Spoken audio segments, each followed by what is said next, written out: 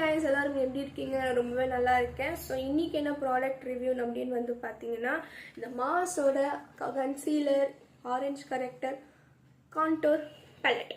So இந்த பேலட்டில் என்ன பெனிஃபிட் அப்படின்னு வந்து பார்த்தீங்கன்னா, நீங்கள் டெய்லி மேக்கப் பண்ணுறீங்க, இல்லைனா நீங்கள் வந்துட்டு ஏதாவது ஒரு வெளியே ஃபங்க்ஷனுக்கு நீங்கள் வந்து மேக்கப் போட்டுட்டு போகணும் அப்படின்னு நினச்சிங்கன்னா, இந்த ஒரு பேலட்டில் நீங்கள் எல்லாமே வந்து இருக்குது.